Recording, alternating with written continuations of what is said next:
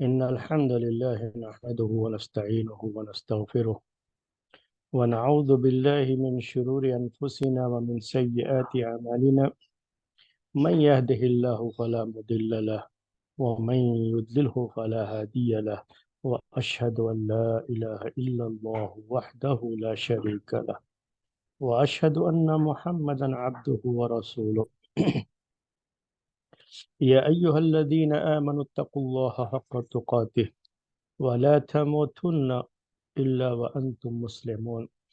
يا أيها الناس اتقوا ربكم الذي خلقكم من نفس واحدة وخلق منها زوجها وبث منهما رجالا كثيرا ونساء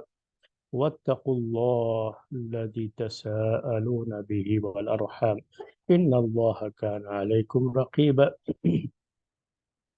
يا أيها الذين آمنوا اتقوا الله وقولوا قولا سديدا يصلح لكم أعمالكم ويغفر لكم ذنوبكم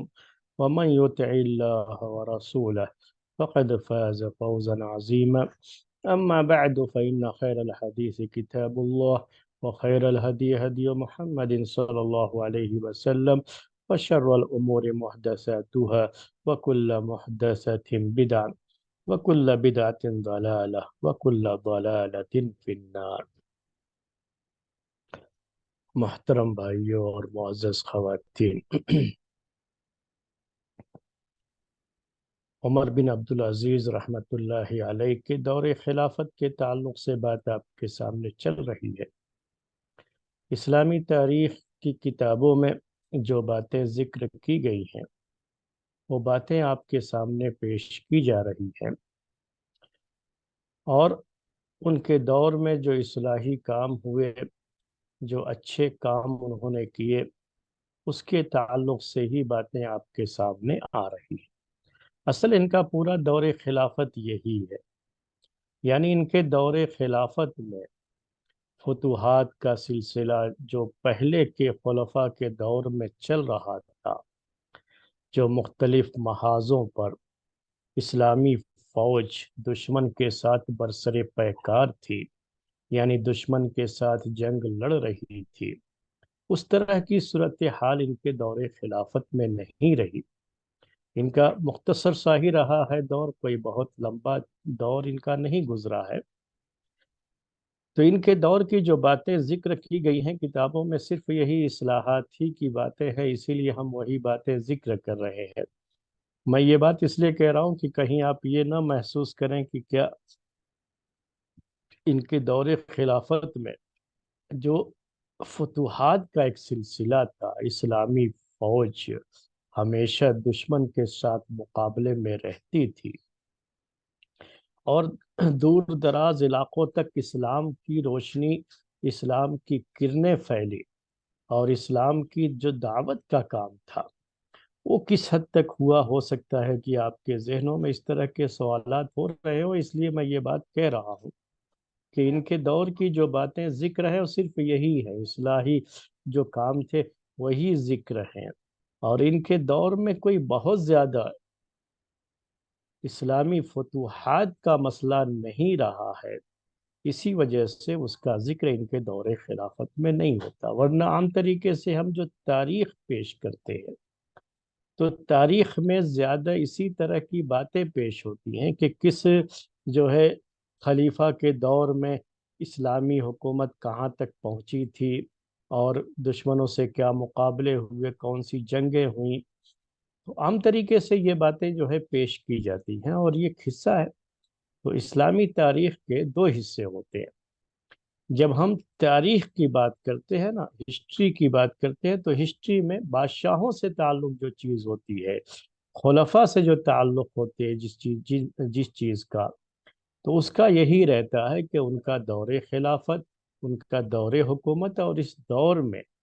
کس طریقے سے اسلامی فوج کو پیش رفت ہوئی، کیسے وہ آگے بڑھی،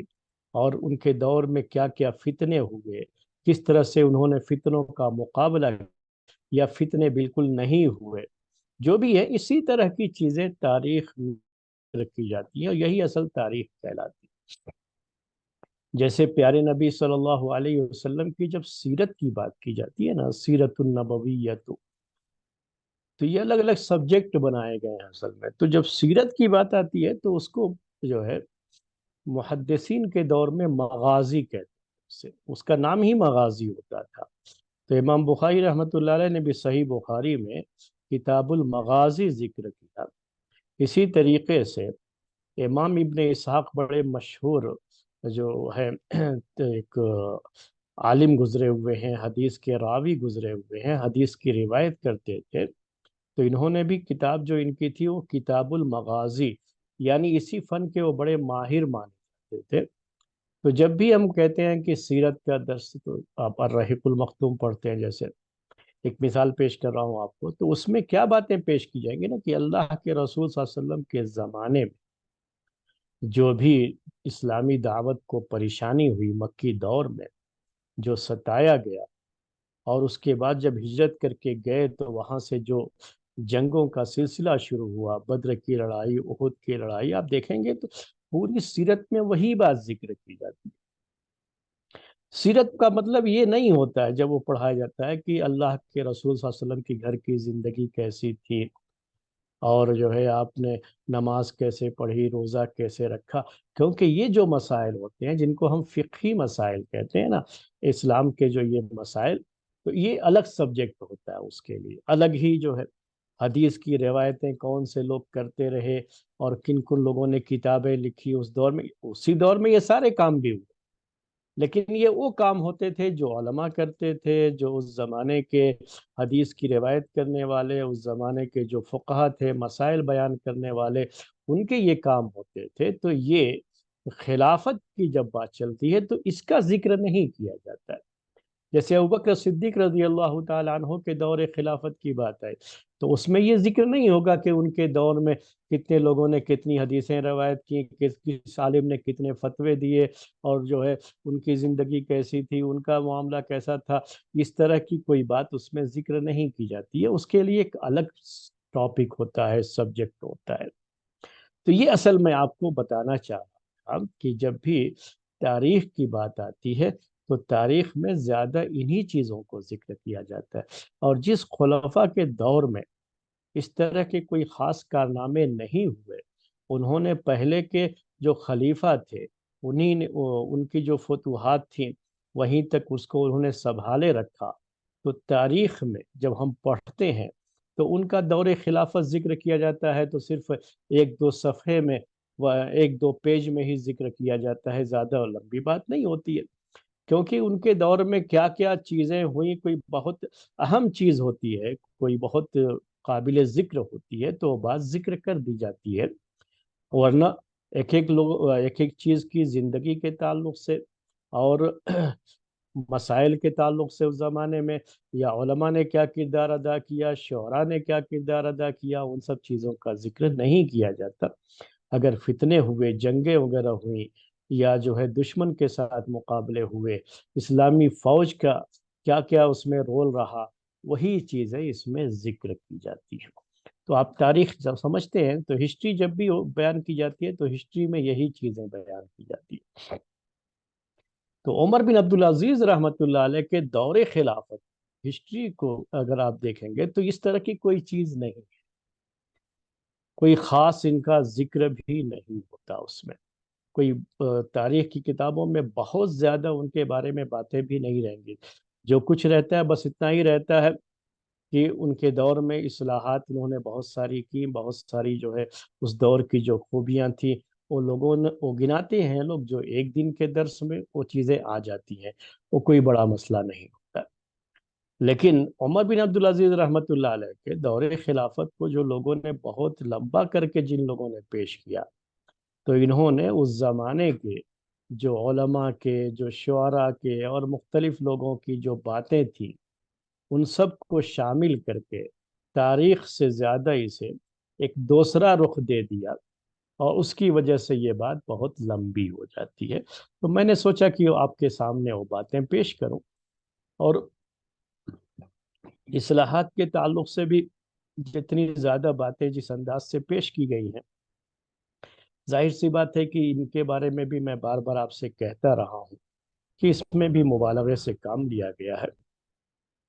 ہم پچھلے درس میں آپ کے سامنے پیش کر رہے تھے بیت المال کا جو انہوں نے نظام بنایا، تو یہ چیزیں جو ابھی ہم کئی ہفتے سے آپ کے سامنے ذکر کر رہے ہیں،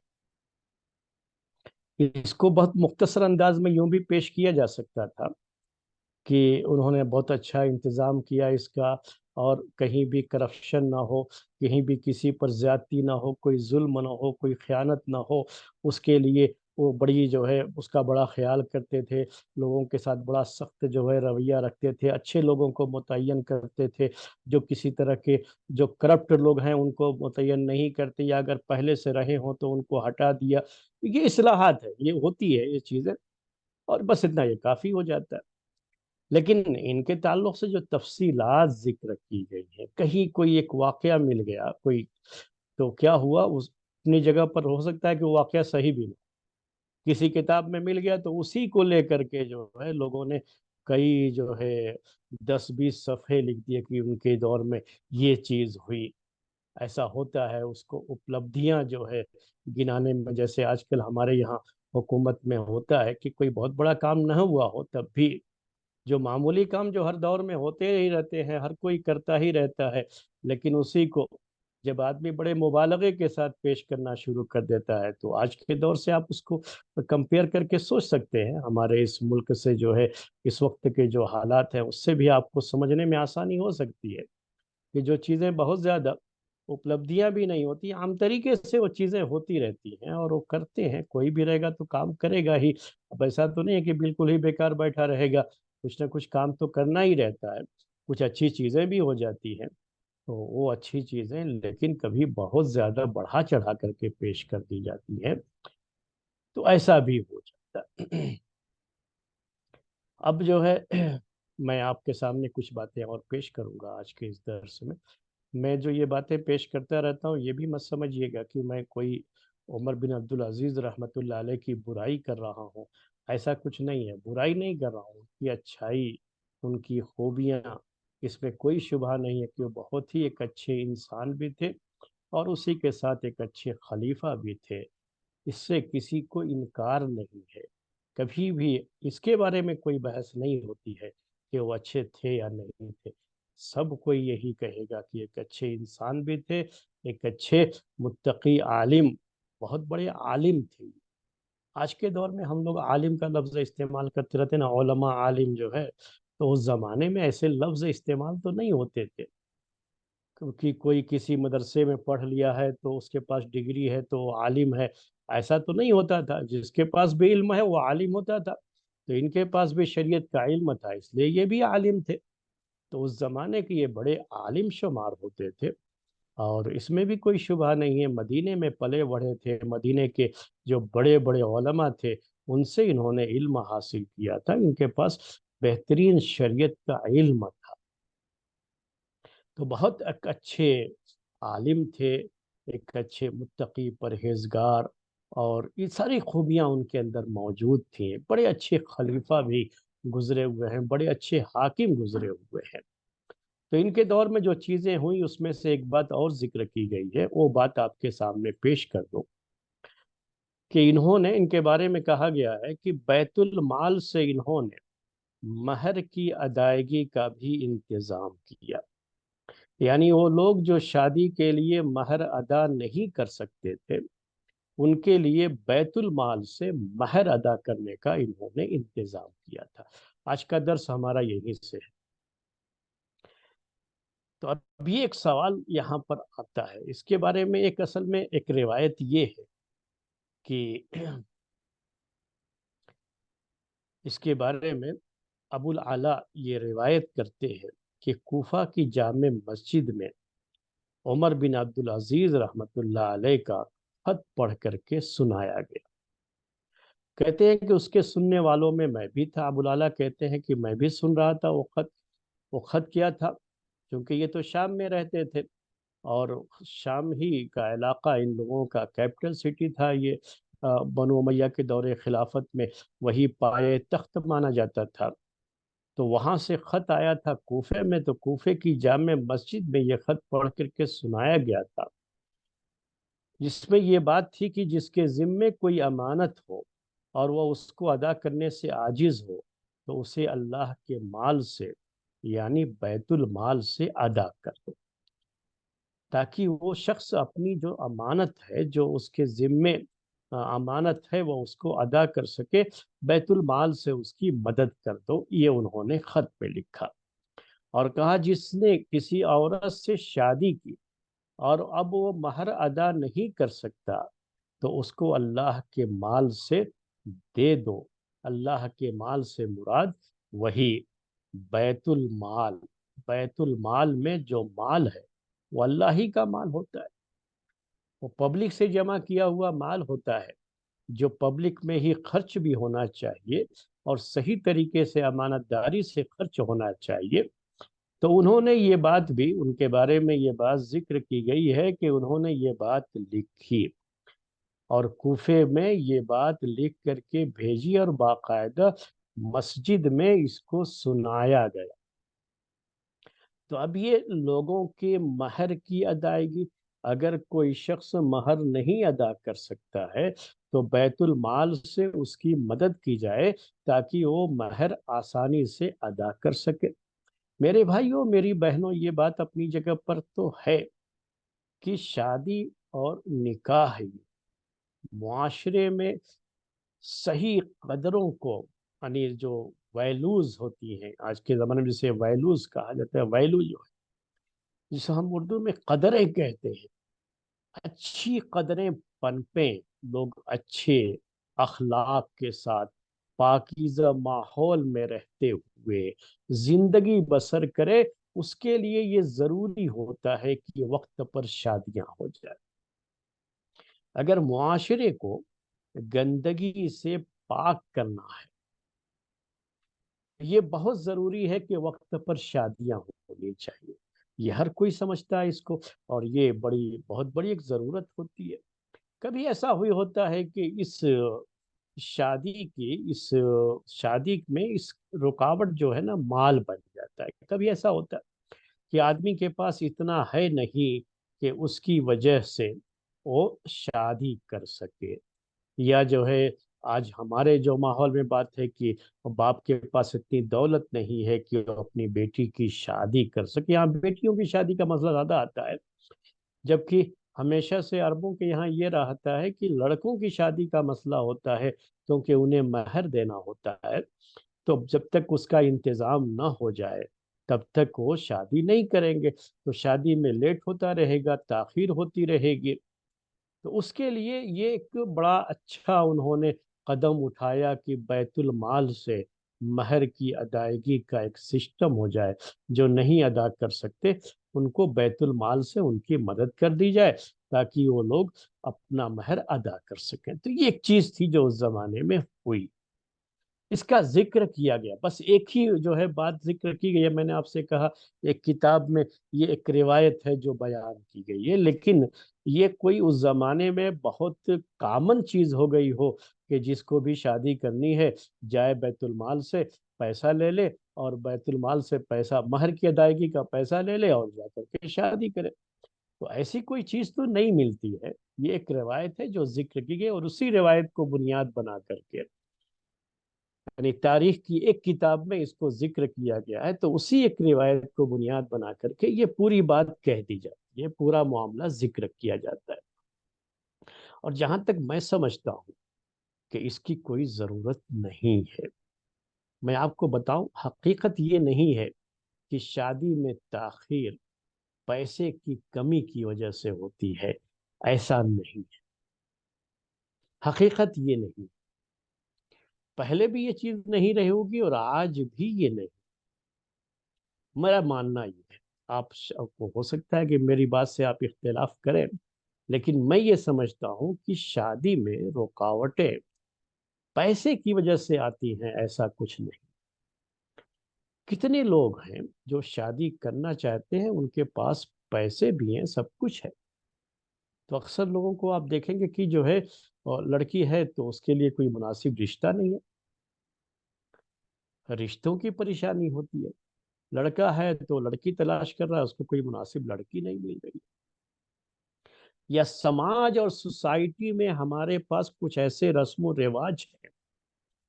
کہ ان رسم و رواج کو پورا کرنے کے چکر میں شادی میں تاخیر ہوتی ہے۔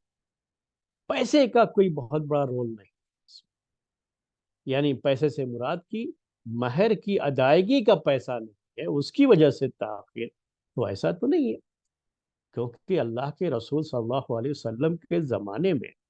شادی تو ایسی بھی نہ ہوئی ہے جہاں کچھ بھی نہیں تھا اس صحابی کے پاس، تو آپ نے کہا کہ ٹھیک ہے، مہر میں آپ کو صرف یہ کرنا ہے کہ اپنی بیوی کو یہ صورتیں سکھا دینا، پڑھا دینا، یہی مہر ہو جائے گا۔ تو یہ ایسی شادیاں تو اللہ کے رسول صلی اللہ علیہ وسلم کے زمانے میں ہوئی ہیں نا، تو آج بھی ہو سکتی ہیں، آج بھی جو ہے بہت معمولی جو ہے کسی کے پاس نہیں ہے تو اسی کے لحاظ سے بہت معمولی مہر کے ساتھ اس کا نکاح ہو سکتا ہے، اس کو بھی ایسی لڑکی مل جائے گی جو کہ کم مہر میں، معمولی مہر میں اسے شادی کے لیے تیار ہو جائے۔ تو میں یہ کہنا چاہ رہا ہوں کہ اصل مسئلہ شادی کی تاخیر میں پیسے کا نہیں ہوتا ہے، بلکہ اصل مسئلہ اگر پیسے کا ہوتا بھی ہے نا تو اصل جو ہے وہ پیسے کے نہ ہونے کا مسئلہ وہ مہر کی ادائیگی کا نہیں ہے، بلکہ وہ ہمارے ارمانوں کے پورا کرنے کا مسئلہ ہوتا ہے۔ یہ تو ہمارا اپنا طریقہ یہ ہو گیا ہے کہ ہمارے اتنے رسم و رواج ہیں، اور مائیں کہتی ہیں کہ ہمارے یہ ارمان ہے، بھائی کی شادی جو ہے، بیٹے کی شادی ہم اس طرح سے دھوم دھام سے کریں گے، بہنیں کہتی ہیں کہ ہم بھائی کے، اپنے بھائی کی شادی میں اپنے اپنے سارے ارمان نکالیں گے۔ تو یہ جو تمنائیں ہیں نا، یہ جو ارمان ہیں، یہی چیزیں پورا کرنے میں بڑا ٹائم لگ جاتا ہے، اس کے لیے جو خرچہ ہے، اتنے پیسے جمع کرنے میں بہت ٹائم لگ جاتا ہے۔ اگر یہ سادگی کے ساتھ چیزیں ہونے لگیں تو سارا مسئلہ ختم ہو جائے گا، نہ بیت المال سے مدد کی ضرورت ہے، نہ کسی اور سے جو۔ تو ایک بات تھی میں آپ کے سامنے وہ ذکر کرنا چاہ رہا تھا، تو ایک بات کہ یہ بھی ان کے دور میں ذکر کی گئی ہے، اس کے بعد ایک اور بات یہ ذکر کی گئی ہے کہ انہوں نے یہ کوشش بھی کی کہ بہت ہی انصاف کے ساتھ مال ضرورت مندوں کو پہنچ جائے، اور ان کے دور میں یہ بات ذکر کی گئی، پہلے بھی میں نے آپ کو بتایا ہے کہ کوشش یہ کی کہ اب لوگوں کے پاس اتنا مال پہنچ جائے، اور ہوا بھی عملاً کہ جلدی زکوٰۃ لینے والا کوئی ملتا نہیں تھا اس کے بعد، ان کے اس نظام کو نافذ کرنے کے بعد، یہ ایک الگ چیز جو ہے۔ لیکن ایک بات اور بھی ذکر کی گئی ہے، وہ بات یہ ہے، مجھے تھوڑا سا یہ واقعہ کہیں کا ہو سکتا ہے کہ کہیں ایسا ہوا ہو، میں وہ انکار نہیں کرتا ہوں، لیکن یہ کوئی عام چیز اس زمانے میں ہر جگہ پر ایسا کوئی نظام رہا ہو، ایسا کوئی رواج بن گیا ہو، یہ چیز دل کو لگتی نہیں ہے۔ وہ بات کیا ذکر کی گئی ہے کہ یونس بن ابی شبیب جو ایک راوی ہیں، وہ کہتے ہیں کہ ایک عید کے موقع پر عمر بن عبدالعزیز رحمۃ اللہ علیہ کے پاس تھا میں، تو میں نے یہ دیکھا، یعنی وہ جس علاقے میں وہ عید کی نماز پڑھاتے تھے، کیونکہ حاکم جو ہوتا تھا اس زمانے میں، خلیفہ جو ہوتا تھا نا، وہی نماز بھی پڑھاتا تھا، یہی طریقہ تھا، وہ اب بدل گیا ہے، لیکن اس زمانے میں جو حاکم ہوگا وہی نماز پڑھائے گا۔ ابو بکر رضی اللہ تعالیٰ عنہ ہی امام ہوتے تھے، پھر عمر رضی اللہ تعالیٰ عنہ امام ہوتے تھے، پھر عثمان رضی اللہ تعالیٰ عنہ، پھر علی رضی اللہ تعالیٰ عنہ، یہی سلسلہ جو ہے۔ امیر معاویہ رضی اللہ تعالیٰ عنہ بھی اپنے دور خلافت میں وہی مسجد کے امام بھی ہوتے تھے، تو اصل میں مسجد کی امامت خلیفہ ہی کرائے گا، یہ ہے اسلامی طریقہ اصل، جو بھی حاکم ہوتا ہے وہی مسجد میں امامت بھی کرائے گا۔ مسجد کی امامت کو آپ معمولی بات مت سمجھیے، مسجد کی اصل یہ امامت کیا ہے نا، یہ اصل لیڈرشپ ہوتی ہے، جو حکومت کی ذمہ داریوں کو بھی سنبھالنے کے لیے ایسا ہی شخص اہل ہوتا ہے جو مسجد کا امام ہوتا ہے۔ تو مسجد کے امام کو ایسا ہونا چاہیے، اس زمانے میں ایسے امام ہوتے تھے۔ آج کے دور کی طرح کا معاملہ نہیں ہے کہ مسجد کا امام وہ صرف یہ سمجھتا ہے، اور لوگ یہ سمجھتے ہیں کہ قرآن یاد کر لیا ہے تو اب مسجد کی امامت شروع کر لی، اور پیسے جو ہے اس کو کچھ دے دیے جاتے ہیں، وہ امامت کر دی اور اس کی ذمہ داری ختم ہو گئی۔ تو یہ مسئلہ اس زمانے میں نہیں تھا، اور یہ اسلامی طریقہ بھی یہ نہیں ہے کہ اور مسجد کے امام کی صرف اتنا ہی مسئلہ رہے کہ قرآن یاد کر لیا اور نماز پڑھا دیے اور چلتے بنے، تو ویسا نہیں ہے۔ اصل مسجد کا جو ذمہ دار ہوتا ہے نا، جو امام ہوتا ہے، وہی اسلامی نقطہ نظر سے وہی خلیفہ، وہی حاکم بھی۔ تو یا تو وہ خود امامت کرتا ہے، یا ہر جگہ پر ہر مسجد میں نہیں جا سکتا تو دوسری مسجدوں میں وہ کسی کو امام بنا کر کے وہی بھیجے گا۔ اصل اس کا کام ہوتا ہے، وہ اپنے طور پر کسی کو بھیجے گا، اور خود جہاں پر وہ رہتا ہے اس مسجد کی اصل جو مسجد ہوگی اس میں امامت وہ خود کراتا ہے۔ یہی خلیفہ کا کام ہوتا ہے۔ تو عمر بن عبدالعزیز رحمۃ اللہ علیہ یہ بھی اپنی مسجد میں، جو ان کے گھر کے قریب مسجد تھی، اس میں امامت یہی کراتے تھے۔ تو عید کے موقع پر جب عید کی نماز کے لیے لوگ جمع ہوئے تو عید کی نماز بھی یہی پڑھائیں گے، یہی خطبہ دیں گے عید کا۔ تو لوگ جو ہے آتے جاتے ہیں ایسے موقع پر، اس میں پھر یہ بیان ہے کہ وہ لوگ آئے، اور اس میں یہ ذکر بھی ہے، میں آپ کو بتا دوں کہ ممبر کے لوگ قریب بیٹھ گئے گھیرا ڈال کر کے، اور اس کے بعد وہاں کہا کہ دیکھا میں نے تو کچھ جگہیں خالی تھیں بیچ میں، اور اس کے بعد پھر جو ہے دوسرے لوگ جو ہے تھے، تو آگے کی صفوں میں وہ لوگ نظر آئے جو ذرا کہہ لیجئے کہ اونچے لوگ مانے جاتے تھے سماج میں، بڑے عہدوں والے لوگ ہوتے تھے۔ ہوتا ہے نا کہ ہر جگہ پہ کچھ جو ہے جو بہت ہی مالدار فیملی، یا کہہ لیجئے کہ جو ہے بڑے عہدوں والے جو لوگ ہوتے ہیں، بڑے بڑے منصب والے، بڑی بڑی ڈگریوں والے آج کے زمانے میں کہنا ہو، تو ان کے لیے پھر جو ہے دوسرے لوگوں کے لیے جگہ ہوتی تھی، لیکن بیچ میں تھوڑا سا فاصلہ رکھا جاتا تھا تاکہ پتہ لگے کہ یہ وی آئی پیز ہیں اور بعد کے لوگ جو ہے وہ عام لوگ ہیں۔ تو ایسی بات اس میں ذکر کی گئی ہے، اس روایت میں ذکر کی گئی ہے۔ یہ حدیث کی روایت نہیں ہے، یہ تاریخ کی کتاب کی بات پیش کر رہا ہوں آپ کے سامنے۔ جب آئے عمر بن عبدالعزیز رحمۃ اللہ علیہ، تو انہوں نے جو ہے آ کر کے وہ ممبر پر جو ہے گئے اور سلام کیا لوگوں کو۔ اپنے سامنے جو خالی جگہ انہوں نے دیکھی، وہ جو بیچ میں گیپ تھا وی آئی پیز اور نان وی آئی پیز کے درمیان جو گیپ تھا، تو کہا، سب نے اشارہ کیا لوگوں کو کہ لوگ آگے بڑھ جائیں اور آ کر کے سب مل کر کے جو ہے بیٹھ جائیں۔ تو یہ چیز، اس کو باقاعدہ جو ہے ذکر کس کے لیے کیا گیا ہے کہ ان کی اصلاحات، انہوں نے یہ اصلاحات کی، یہ ساری چیزیں ان کے دور میں ہوئیں، تو ایک واقعہ اس کے بارے میں یہ بھی ذکر کیا گیا۔ لیکن آپ اس واقعے کے بارے میں خود سوچئے کہ اس میں بہت سی چیزیں ہیں جو ملاحظہ جس پر آپ کر سکتے ہیں، یعنی جس پہ آپ خود بھی گرفت کر سکتے ہیں۔ سب سے بڑا مسئلہ تو ممبر کا ہے۔ اللہ کے رسول صلی اللہ علیہ وسلم کے زمانے میں تو ممبر نہیں ہوتا تھا، عید کے لیے ممبر نہیں لے کے جاتے تھے۔ سب سے پہلے جو یہ کام کیا تو مدینے میں مروان نے کیا تھا۔ تو عمر بن عبدالعزیز رحمۃ اللہ علیہ نے اس کا مطلب کہ اس کی اصلاح نہیں کی انہوں نے، وہ ممبر کا ابھی بھی جو ہے سلسلہ باقی رہا، جو اللہ کے رسول صلی اللہ علیہ وسلم کے زمانے میں نہیں تھا، تو کیونکہ اس میں ممبر کا ذکر ہے۔ دوسری بات یہ ہے کہ کیا یہ ان کے خلیفہ بننے کے بعد کی یہ پہلی عید تھی؟ پہلی عید تھی یہ؟ اگر یہ سسٹم پہلے رہا بھی تو ان کے دور میں اگر اس کے پہلے بھی عیدیں گزر چکی تھیں،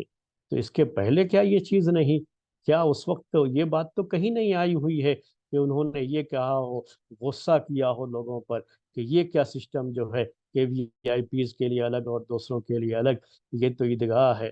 آج بھی میرے بھائیوں، اس گئے گزرے دور میں بھی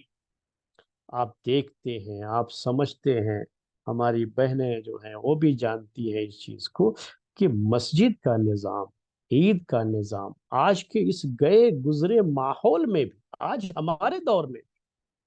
کیا وہاں وی آئی پیز اور نان وی آئی پیز کا کوئی مسئلہ ہوتا ہے؟ کہ ہم اس دور میں جو کہ ابھی پہلی صدی ہجری تھی اسلام کی، یہ جو ہے فرسٹ سینچری، آخر کا یہ ہے بالکل وقت جو ہے، اور دوسری سینچری میں ابھی ہم داخل ہو رہے ہیں، تو کیا اس دور میں اتنا بگڑ جائے گا؟ سماج کیا اتنا خراب رہا ہوگا کہ وی آئی پیز اور نان وی آئی پیز کے مسائل اس کے اندر؟ مسجد کسی اور جگہ پر آپ کہیں تو کہہ سکتے ہیں، لیکن مسجد کے اندر، مسجد کے اندر، عیدگاہ کے اندر تو یہ ذرا سا، یہ اس لیے ہم کہہ رہے ہیں کہ اس طرح کے جو واقعات ہیں پڑھتے ہیں، ہم آپ کے سامنے پیش کر رہے ہیں، لیکن جو اس کے اوپر کسی طرح سے ہم نقد کر سکتے ہیں نا، یعنی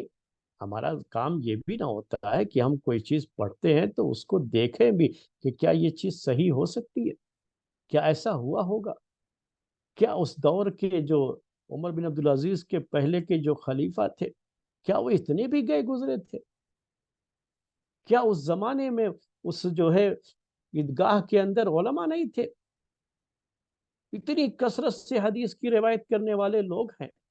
جو شام کے رہنے والے ہیں، تو کیا وہ لوگ وہاں پر نہیں تھے؟ وہ لوگ نماز کو نہیں آتے تھے؟ کیا وہ لوگ نہیں بیان کرتے تھے لوگوں کے سامنے؟ جبکہ عمر بن عبدالعزیز رحمۃ اللہ علیہ کے دور میں بھی اس بات کی بڑی جو ہے آزادی تھی کہ لوگ جا کر کے اپنی شکایتیں رکھیں کہ یہ کون سا، یہ وی آئی پیز کلچر جو ہے، یہ کیوں جو ہے لوگوں کو متعارف کرایا جا رہا ہے، اس وی آئی پیز کلچر کو ختم کیا جائے، یہاں تک کہ عید کے دن ایسا کچھ رہے اور عمر بن عبدالعزیز آئیں اور پھر کہیں کہ آپ سب لوگ آگے آ جائیے، بیچ میں جو جگہ خالی ہے پر کیجئے۔ ایک تو چھوٹا چھوٹا بچہ بھی مسلمانوں کا یہ جانتا ہے میرے بھائیوں میری بہنوں کہ مسجدوں میں، عیدگاہوں میں صفیں پہلے سے پر کی جاتی ہیں اور بیچ میں جگہیں خالی نہیں چھوڑی جاتی ہیں۔ یہ تو کوئی بچہ بچہ جانتا ہے اس چیز کو۔ تو یہ ایک بات تھی جو ذکر کی گئی ہے ان کے دور خلافت میں۔ کبھی کبھی لوگوں کا مسئلہ ایسا ہوتا ہے، میں نے آپ سے بار بار یہ بات کہی کہ وہ اصلاحات کی ذکر میں یہاں تک ذکر کر جاتے ہیں، اس طرح کی چیزیں کبھی سوچتے نہیں کہ اصلاح کے نام پر جو ہم بات ذکر کر رہے ہیں اس پورے سماج کو ہم جو ہے مجرم بنا کر کے کٹ گھرے میں کھڑا کر دے رہے ہیں، کہ گویا کہ وہ پورا سماج، یہاں تک کہ خود عمر بن عبدالعزیز رحمۃ اللہ علیہ کو بھی ہم اس کٹ گھرے میں کھڑا کر دیتے ہیں۔ تو اتنی چیز تو نہیں ہو سکتی، ایسی کوئی چیز تو نہیں ہو سکتی۔ میں نے آپ سے کہا کہ آج کے اس دور میں اتنا گیا گزرا دور ہمارا، اتنی خرابیاں ہیں ہمارے اس دور میں، لیکن ابھی بھی اللہ کا فضل و کرم ہے کہ مسجد میں آپ کو کہیں وی آئی پی جو ہے کلچر نظر نہیں آئے گا۔ ہاں دوسری جگہوں پر نظر آتا ہے لیکن مسجد میں نہیں نظر آئے گا، عیدگاہ میں نظر نہیں آئے گا۔ کیوں نہیں نظر آتا ہے؟ کہ یہ اسلام کا بڑا بنیادی مسئلہ ہے کہ یہاں صفوں کی برابری، نماز صرف ایک جو ہے، جو یہ عبادت ہے نا اللہ تعالیٰ کی طرف سے جو فرض کی گئی یہ عبادت، یہ نماز، یہ صلات، یہ کوئی معمولی چیز نہیں ہے میرے، اس میں اصل اسلام کو دکھایا گیا ہے لوگوں کے ساتھ۔ اصل وہ اسلام مسجد میں جب سب ایک ساتھ کھڑے ہوتے ہیں، جہاں یہ گنجائش نہیں رکھی گئی ہے کہ صف میں کوئی جگہ خالی رہ جائے اور پیچھے کوئی صف میں کھڑا ہو جائے، یہ گنجائش نہیں رکھی گئی ہے۔ جہاں یہ گنجائش نہیں رکھی گئی ہے کہ جب کوئی آدمی آئے اور صف میں دیکھے کہ یہاں یہ آدمی کھڑا ہے، میں اس کے بغل میں نہیں کھڑا ہوں گا، اور وہ انتظار کرے کہ دوسرا آ کر کے کھڑا ہو جائے تب وہ جائے صف میں کھڑا ہو، یہ اسلام میں جائز نہیں ہے۔ اور آج تک مسجدوں میں یہ چیز اس گئے گزرے دور میں بھی الحمدللہ باقی ہے، یہ ساری چیزیں موجود ہیں۔ تو کیا اس زمانے میں یہ چیزیں نہیں رہی ہوں گی؟ ہم کہاں تک اس بات کو سمجھ سکتے ہیں کہ نئی معاشرہ اتنا خراب ہو گیا تھا کہ یہ چیزیں بھی نہیں تھی؟ تو یہ سب چیزیں ذرا سوچنے کی ہوتی ہیں۔ عمر بن عبدالعزیز رحمۃ اللہ علیہ کو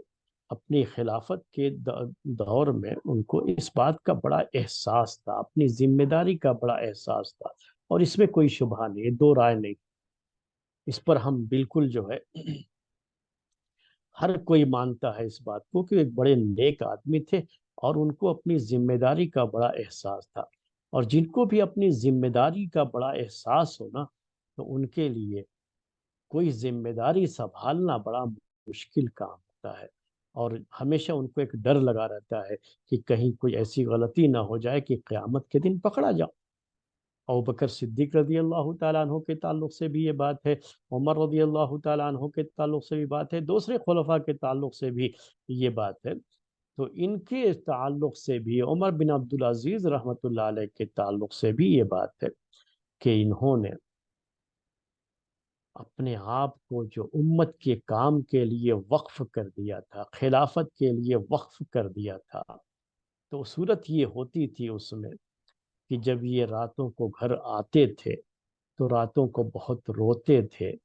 نماز بھی پڑھتے تو اس میں بھی بہت، یعنی گھر کی نماز بتا رہا ہوں میں آپ کو، رات میں آ کر کے تو بہت روتے تھے، جب یاد کرتے تھے اس ذمہ داری کو تو اس کا انہیں بڑا احساس تھا۔ یہ سب کیا ہے کہ ایک بڑے نیک آدمی تھے جس میں کوئی دو رائے نہیں ہے۔ تو اس کی ایک بات جو ہے ان کی بیوی بیان کرتی ہے، فاطمہ بنت عبد الملک کو کہتی ہیں کہ ہمیشہ وہ اپنا پورا دماغ خلافت کے کاموں میں ہی لگائے رہتے تھے، تو کبھی کبھی رات کو تھوڑا دیر سے بھی گھر آتے تھے، خلافت کے کاموں میں اتنے الجھے ہوئے رہتے تھے کہ دیر میں آنا ہوتا تھا، اور جب گھر آتے تھے تو آنے کے بعد اپنا 2 رکعت، کہا کہ ایک مرتبہ کا انہوں نے واقعہ پیش کیا ہے کہ انہوں نے 2 رکعت نماز پڑھی اور اس کے بعد بیٹھے اور اپنا سر ہتھیلی پر رکھ کر کے رونا شروع کیا، یہاں تک کہ ان کی سسکیاں اور ہچکیاں یہ سنائی دینے لگیں۔ بڑی دیر تک جو ہے ویسے ہی وہ روتے رہے، اور ان کا بیان یہ ہے کہ ان کی یہ رات رونے میں ہی، جاگنے میں ہی گزر گئی۔ پھر کہتی ہیں کہ دوسرے دن کا انہوں نے روزہ بھی رکھا، کچھ کھایا پیا بھی نہیں، اور دوسرے دن روزہ بھی رکھا، بڑی بے قراری میں ان کی وہ رات گزری تھی۔ تو یہ بات انہوں نے پیش کی ہے، ان کی بیوی نے پیش کی ہے ان کے تعلق سے، لیکن یہ سب چیزیں بہرحال میں نے آپ سے کہا کہ ان کے نیک ہونے میں تو کوئی شبہ نہیں ہے، لیکن اب یہ سب جو مسئلہ ہوتا ہے کہ رات بھر روتے رہے، پھر جو ہے صبح میں بغیر سحری کے روزہ بھی رکھا، تو ہم کو بظاہر یہ چیزیں ان کی تعریف میں لگتی، یہ روایتیں یہ پڑھتے ہیں تو ایسا لگتا ہے جیسے ان کی بڑی تعریف ہو رہی ہے، تعریف نہیں کہا جا سکتا اس کو۔ ٹھیک ہے ان کو رونا آیا، اپنی ذمہ داری کا احساس تھا، اور یہ خلافت کی ذمہ داری کا احساس تھا، قیامت کے دن اس کے بارے میں سوال ہوگا، اس کا احساس تھا، یہ سب چیزیں جو ہے درست ہیں، صحیح ہے، اس میں کوئی مسئلہ نہیں۔ ایک نیک آدمی کے یہ اوصاف ہوتے ہیں، یہ ان کے اندر یہ خوبیاں ہوتی ہیں، لیکن یہ کہ بغیر کچھ کھائے ہی روزہ رکھ لیا، سحری نہیں کیا، تو ایک جو آدمی جاگ رہا ہو، کبھی سو گئے سحری نہیں کیا بات الگ ہوتی ہے نا، لیکن جاگ رہا ہو اور پھر جان بوجھ کر کے سحری نہ کرے، یہ تقوی نہیں ہے، یہ تو شریعت کے حکم کی خلاف ورزی ہے۔ یہ بات ہے، یہی میں آپ سے کہہ رہا تھا کہ کبھی آدمی تعریف کرنے میں یہ بھول جاتا ہے کہ ہم جو تعریف کرنے جا رہے ہیں کہیں ان کی برائی نہ ہو جائے اس میں۔ تو یہ بات نوٹ کر لیجئے، یہ سحری کیے بغیر روزہ رکھنا یہ کوئی خوبی نہیں ہے اسلام،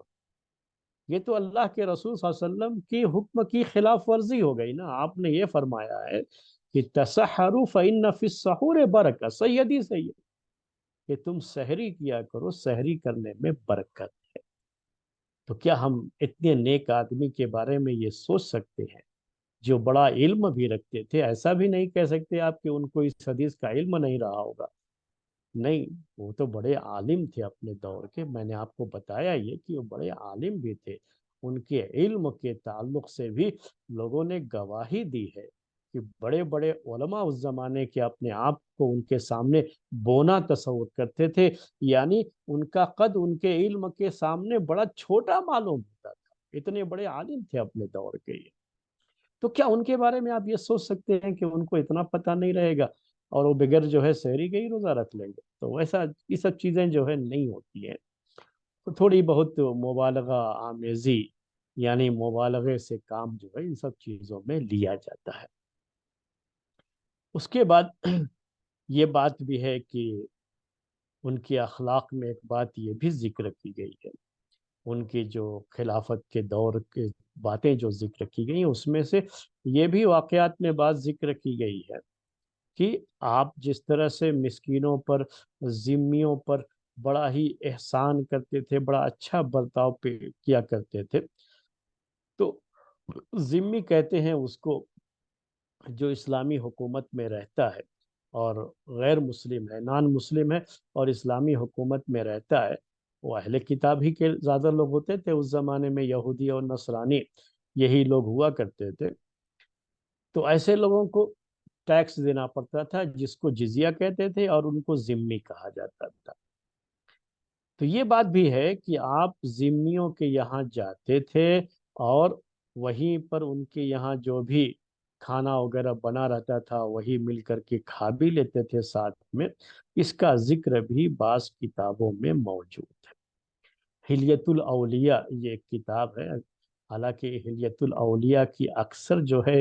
جو باتیں ہیں نا، جو واقعات ہیں، اس میں اکثر وہ ضعیف ہی ہیں، یعنی اسی انداز کی وہ چیزیں ہیں جس میں مبالغے بہت ہوتے ہیں، اسی انداز کے جو ہے قصے کہانیاں حلیت الاولیاء میں اس کتاب میں ذکر کی گئی ہیں۔ حالانکہ یہ کتاب بہت پرانی کتاب ہے، یعنی بہت قریب شروع کے دور کی لکھی ہوئی کتاب ہے یہ، اور روایتیں ذکر کی گئی ہیں اس میں۔ یہ قصے جو ذکر کیے گئے ہیں اکثر جو ہے وہ، جب آپ سند دیکھنے جائیں گے تو وہ ضعیف ہی ملتے ہیں، تو اس میں یہ بات ذکر کی گئی ہے۔ تو یہ کوئی بڑی بات نہیں ہے، یہ کوئی بہت بڑا معاملہ نہیں ہے، یہ تو اللہ کے رسول صلی اللہ علیہ وسلم بھی مدینے میں جو خیبر کے یہودیوں نے دعوت دی تو آپ ان کے یہاں گئے، اور ایک عورت نے کھانے کی دعوت دی جس نے زہر بھی ملایا تھا، وہاں بھی آپ کھانے کے لیے گئے تھے۔ وہ تو ایک اسلامی چیز ہے کہ جب آپ کو کوئی دعوت دیتا ہے، چاہے نان مسلم ہی کیوں نہ ہو، اور آپ کو اطمینان ہے اس کے تعلق سے، تو آپ جا سکتے ہیں اس کی دعوت قبول کرنے، وہاں شرکت کرنے میں اسلام میں کوئی پابندی نہیں ہے۔ تو عمر بن عبدالعزیز رحمۃ اللہ بھی علیہ بھی ایسا کرتے رہے ہوں گے، اور جاتے رہے ہوں گے، ان کی دعوت قبول بھی کرتے رہے ہوں گے، ان کے یہاں کھاتے بھی رہے ہوں گے، اور یہ کوئی بہت بڑی قابل ذکر بات نہیں ہے، کیونکہ یہ چیزیں ایسی ہیں کہ کرنا رہتا ہے، یہ ایک اسلامی طریقہ ہے۔ وہ خلیفہ نہ بھی ہوں، اور کوئی شخص اگر چاہے وہ غیر مسلم ہے، ذمی ہے، وہ دعوت دے رہا ہے، تو اس کی بھی دعوت قبول کرنے کے لیے اسلام میں منع نہیں کیا گیا ہے، اسے جائز قرار دیا گیا۔ میں نے آپ سے کہا کہ خود اللہ کے رسول صلی اللہ علیہ وسلم بھی قبول کرتے تھے، آپ خود بھی جاتے رہے ہیں۔ ان کے تعلق سے ایک بات، شاعری کے تعلق سے، شعراء کے تعلق سے، دیکھیے کسی بھی حکومت میں جو پہلے کے دور کے خلفاء رہے تو ان کے دور حکومت میں یہ چیز بھی رہتی رہی ہے۔ آج کے دور میں یہ چیز کم ہو گئی ہے، کیونکہ اب وہ پہلے والے باتیں نہیں رہ گئی ہیں، ورنہ بادشاہوں کا جو دور ہے نا، تو اس دور میں یہ چیز ہوتی تھی، تو خلفاء کے دور میں بھی یہ چیز تھی کہ باقاعدہ شعراء ہوتے تھے جن کو درباری شعراء کہا جاتا ہے۔ شعراء سے مراد یہ پوئٹ جسے ہم کہتے ہیں انگلش میں، جو لوگ شاعری کرتے ہیں، شعر لکھتے ہیں۔ تو ایسے لوگوں کا کام کیا ہوتا تھا کہ خلیفہ کے دربار میں وہ لوگ خلیفہ کی تعریف میں شاعری کرتے تھے، اور خلیفہ کی طرف سے ان کو انعامات سے نوازا جاتا تھا۔ تو ایسی چیز بہت رہی ہے خلفاء کے دور میں، بہت رہی ہے۔ تو بہرحال یہ خلفائے راشدین کی بات ہم نہیں کر رہے ہیں، اور بعد کے دور میں بھی ابھی اتنا زیادہ نہیں تھا معاملہ، اس دور تک ابھی کی جو ہے باقاعدہ اور لوگ تعریفیں کرتے رہے ہوں، لیکن اس کے بعد کا جو دور ہے نا، بنو امیہ کی خلافت کے بعد جو آپ کے سامنے تاریخ آئے گی، جو بنو عباسیہ کی خلافت کہلاتی ہے،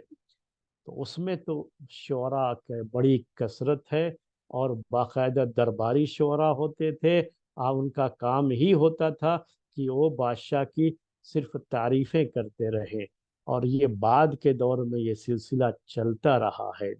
یہاں تک کہ بہت قریب کے دور میں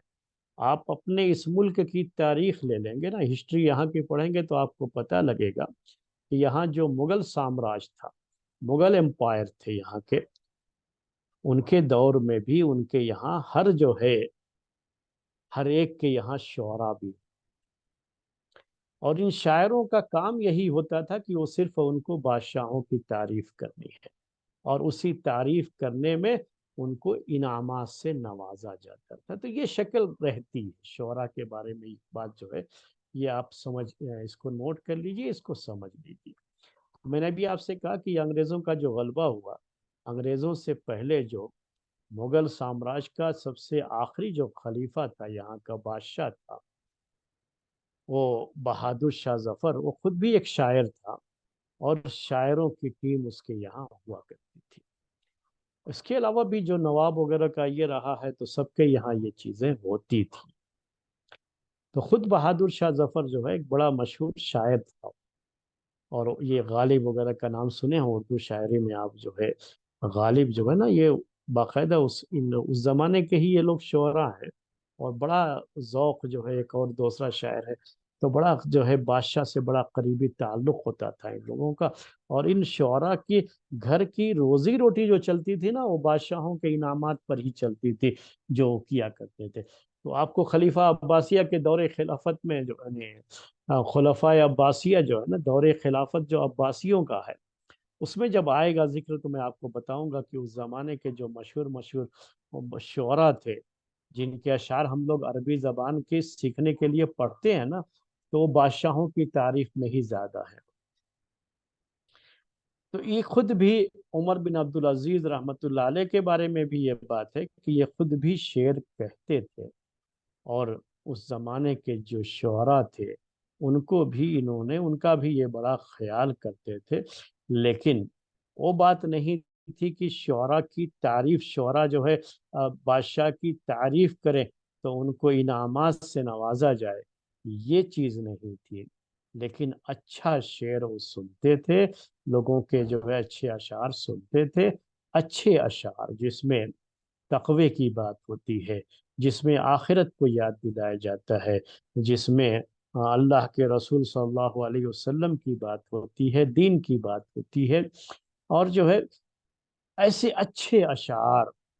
خود بھی ان کے تعلق سے میں نے آپ سے کہا کہ ان کے بھی اپنے اشعار ہیں، اور ساتھ میں وہ اچھے اشعار سنتے بھی تھے اور اس سے بڑے متاثر ہوتے تھے، اور ایسے اشعار جو موت کی یاد دلاتے ہیں، مرنے کے بعد حساب و کتاب کی یاد دلاتے ہیں، جو اچھی قدریں سماج اور سوسائٹی میں پنپیں، اس اچھی قدروں کو بڑھاوا دینے کے لیے جو اشعار کہے جاتے ہیں، ان اشعار کو جو ہے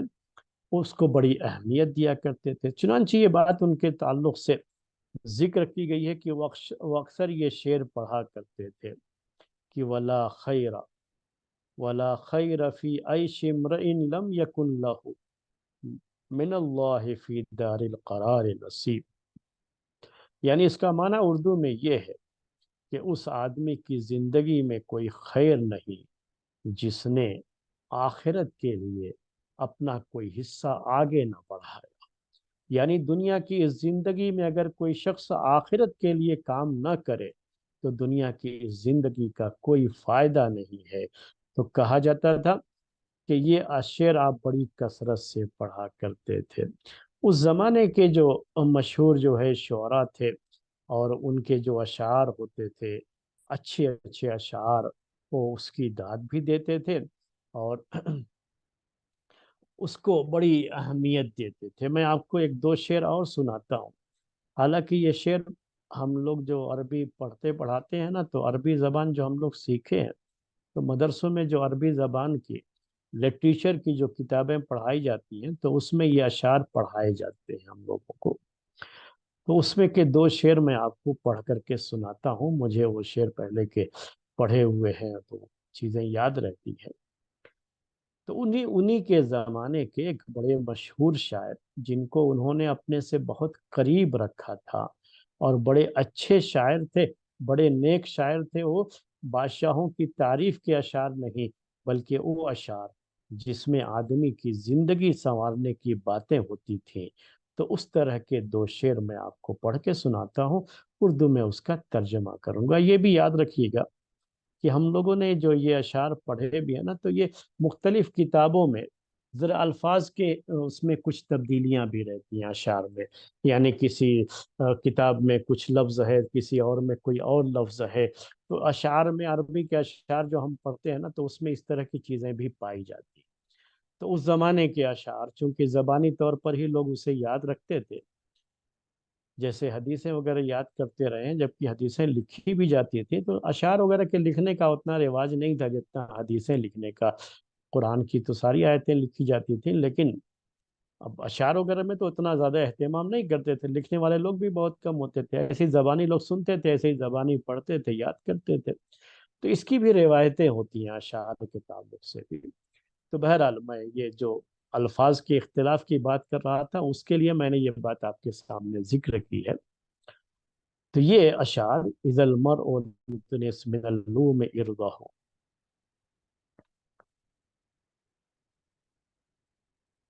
اذا المرء لم يدنس من اللوم ارضه فكل رداء يرتديه جمیل،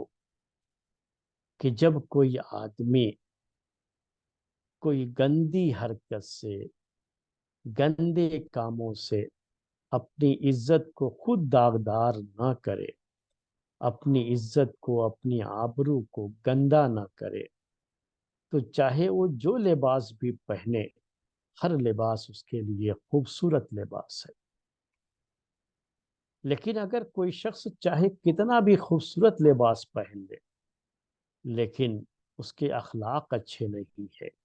اپنی بدخلقی سے اگر اس نے اپنی عزت کو داغدار کر لیا ہے،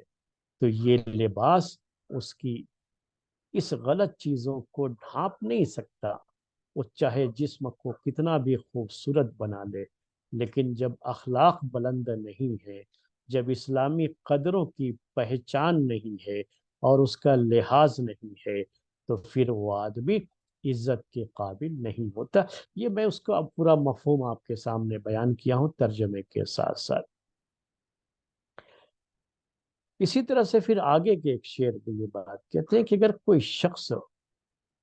ایسے ہی جو ہے اپنے آپ کو غلط کاموں سے اگر بچاتا نہیں ہے، غلط کام کرتا ہے، غلط اخلاق ہے اس کے، اچھے اخلاق نہیں ہے، تب وہ کسی تعریف کے لائق نہیں ہے۔ ایسے آدمی کی تعریف نہیں ہونی چاہیے، وہ کسی بھی تعریف کا ہو کے لائق نہیں، اور اس کی کوئی تعریف نہیں ہونی چاہیے۔ تو یہ چند باتیں تھیں اشعار کے تعلق سے، اور عمر بن عبدالعزیز رحمۃ اللہ علیہ کے دور کی جو بھی میرے بھائیوں اصلاحات کی جو باتیں ہیں، یہ ساری چیزیں اگر آپ اس کو ایک ترتیب کے ساتھ مختصر طور پر اگر میں پیش کروں، تو کون سا وہ منہج تھا، میتھڈ تھا جس کو انہوں نے اصلاحات کے لیے اختیار کیا تھا۔ یہ آخری بات ہے اس کے تعلق سے۔ تو تو سب سے پہلی چیز جو طریقہ انہوں نے اپنایا تھا اصلاح کا، یہ چیز ہمارے لیے اہم ہے، کیونکہ ہم بھی اگر چاہتے ہیں کہ سماج کی اصلاح ہو، سوسائٹی کی اصلاح ہو، تو اس کے لیے پہلے کے لوگوں نے جو اصلاح کا کام کیا اس سے ہمیں فائدہ اٹھانا ہوتا ہے۔ تو اس پوری بحث کا خلاصہ یہی ہے کہ ہم کو اس سے کیسے فائدہ اٹھانا ہے، کہ انہوں نے کیا میتھڈ اختیار کیا۔ جو میتھڈ انہوں نے اختیار کیا تھا اس میں سب سے پہلی چیز تھی قدوہ، جسے ہم عربی میں کہتے ہیں، اسوہ کہتے ہیں، قدوہ کہتے ہیں، یعنی انہوں نے سب سے پہلے پریکٹیکل اپنا اگزامپل سیٹ کیا اس کے لیے، اپنے سے اس چیز کی شروعات۔ جب تک ہم اصلاح کرنا اگر چاہتے ہیں نا، تو ہمیں سب سے پہلے اپنی اصلاح کرنی پڑتی ہے، اور اس کی شروعات اپنے گھر سے کرنی پڑتی ہے، اپنے آپ سے کرنی پڑتی ہے۔ پہلے ہم اپنے آپ کو لوگوں کے لیے اپنا ایسا ماڈل بنائیں کہ لوگ ہم کو دیکھ کر کے خود اصلاح کرنا شروع کر دیں۔ تو انہوں نے اپنا ایک ایگزامپل سیٹ کیا۔ دوسری بات یہ ہے کہ اس اصلاح میں انہوں نے تدریج جو ہے، تدریج کا مطلب کیا ہوتا ہے عربی میں؟ گریجولیٹی، جسے آپ آج انگلش میں کہتے ہیں، یعنی کسی چیز کو آپ تھوڑا تھوڑا کر کے لے کے جائیں۔ کوئی یہ سمجھ لے کہ ہمارے ہاتھ میں جادو کی چھڑی ہے، ہم اس جادو کی چھڑی کو پھیرتے ہی اس میں ایک ہی مرتبہ جادو کی چھڑی پھیرا تو پورا معاشرہ بالکل صحیح ہو گیا، اور ساری خرابیاں ختم ہو گئی، ساری اصلاح بس ایک ہی مرتبہ میں۔ تو ایسا ہوتا نہیں، یہ میتھڈ نہیں۔ کبھی بھی اصلاح کا طریقہ یہی ہوتا ہے کہ تھوڑا تھوڑا کر کے ایک ایک چیز کو لے کر کے آپ کو آہستہ آہستہ اصلاح کی کوشش جب ہوتی ہے نا، تو اصلاح ہو جاتی ہے۔ ایک ہی مرتبہ کرنے جائیں گے نا، تو جیسا کہا گیا ہے کہ پھر تو لوگ بغاوت پر اتر آتے ہیں، لوگ مخالفت پر اتر آتے ہیں، اور آدمی یہ کام، اصلاح کا کام نہیں کر پاتا ہے۔ تیسری چیز جو اہم تھی ان کے دور خلافت میں، جو اصلاحی کام انہوں نے کیا، جو معاشرے کو سدھارنے کا کام کیا، جو گورنمنٹ اور حکومت کے کاموں کو سدھارنے کا کام کیا، اس کی تیسری جو ہے اہم چیز یہ تھی کہ آپ کو معاشرے کے جو لوگ ہیں، سوسائٹی کے جو لوگ ہیں، ان کو سمجھنا بھی بہت ضروری ہے۔ جن کی آپ اصلاح کرنا چاہتے ہیں نا، تو ان کی نفسیات کو بھی سمجھنا ہے۔ ان کی نفسیات کو سمجھ کر کے ہی آپ ان کی اصلاح کریں گے، تو اصلاح کا یہ کام آسان ہوگا، ورنہ اصلاح کا کام آسان نہیں ہوگا۔ چوتھی چیز اس میں جو ہم کو نظر آتی ہے وہ یہ ہے کہ انہوں نے ترتیب دیا کہ کون سی چیز پہلے کرنی چاہیے اصلاح میں، کس کو بعد میں کیا جا سکتا ہے۔ ایک ہی وقت میں ساری چیزوں کو نہیں، بلکہ انہوں نے ایک ترتیب بنائی، اور اس کے لحاظ سے ایک ایک کر کے انہوں نے اصلاح کا کام کیا۔ اس کو کہا جاتا ہے نا کہ پریورٹی کس چیز کو آپ دے رہے ہیں، اہمیت سب سے پہلے اصلاح میں کس چیز کو آپ دے رہے ہیں۔ پہلے ایک چیز آئی آپ کے سامنے، تدریج، جو یعنی گریجولیٹی، جو ہے آپ تھوڑا تھوڑا کر کے اصلاح کا کام جو کرتے ہیں، اور یہ الگ چیز ہے، اس سے الگ ہے یہ، یعنی پہلے کون سی خرابی کی اصلاح کرنا زیادہ بہتر ہے۔ بہت ساری خرابیاں، سب کو ایک ہی مرتبہ میں کرنا چاہیں گے تو ذرا مشکل ہوگا، تو کس کو پہلے کیا جائے، کس کو بعد میں کیا جائے، تو ایک ترتیب بنانا، ایک اس کا نظام بنانا اصلاح کے لیے، یہ بھی بڑی اہم چیز ہے جس کو انہوں نے اختیار کیا۔ ایک پانچویں چیز یہ ہے کہ انہوں نے جو یہ طریقہ اپنایا، اس میں کسی طرح سے ان کا جو میتھڈ تھا، اس میں کسی طرح کا غموض نہیں، یعنی جو ہے جسے آج کے دور میں کہتے ہیں نا کہ یہ چیز بالکل کلیئر، یعنی کلیئرٹی جو اس کے اندر موجود تھی، وہ لوگوں کو نظر آ رہا تھا کہ ہاں واقعی یہ آدمی اصلاح کرنا چاہ رہا ہے اور اصلاح کی طرف جا رہا ہے۔ وہ چیز بڑی کلیئر تھی لوگوں کے ذہنوں میں، اور کوئی جو ہے ڈاؤٹ فل چیزیں یا لوگوں کے اندر ڈاؤٹ پیدا کرنے والی چیزیں، ایسی چیزیں کچھ نہیں انہوں نے اختیار کی۔ اور یہ بہت ضروری ہوتا ہے اصلاح میں، اگر لوگوں کے ذہنوں میں ڈاؤٹ کلیئر ہوتے رہے آپ کے کام کو لے کر کے کہ شاید ان کا مقصد یہ ہے، شاید ان کا مقصد یہ ہے، یا یہ کرنا چاہتے ہیں، یہ کرنا چاہتے ہیں، تو پھر وہاں پر بغاوتیں بھی ہو سکتی ہیں، اصلاح کے کام میں لوگ آپ سے بکھر بھی سکتے ہیں۔ آخری چیز یہ تھی کہ انہوں نے اصلاح کے اس پورے کام میں کتاب و سنت کو ہی اپنا رہبر بنایا، کتاب و سنت کی روشنی میں انہوں نے یہ کام کیا، اور کوئی چیز نہیں۔ اور کس مسلمان کو اختلاف ہو سکتا ہے کہ وہ کتاب و سنت کے نہج پر، اس میتھڈ پر اگر کوئی چیز ہوتی ہے، تو کون مسلمان ہے جو اس کا اختلاف کرے گا؟ کون ہے جو نہیں مانے گا اس کو؟ اسی لیے لوگوں کو ماننا پڑتا ہے، اس کو اختیار کرنا پڑتا ہے۔ تو یہ ان کے اصلاح کے تعلق سے جو ان کا میتھڈ تھا، طریقہ تھا، وہ ہم نے آپ کے سامنے پیش کر دیا، اور اس طرح سے یہ بحث ہماری یہاں پر ختم ہو جاتی ہے، اور آج کا درس بھی یہیں پر ختم کرتے ہیں۔ سبحانک اللہم بحمدک، اشہد ان لا الہ الا انت، استغفرک و اتوب الیک۔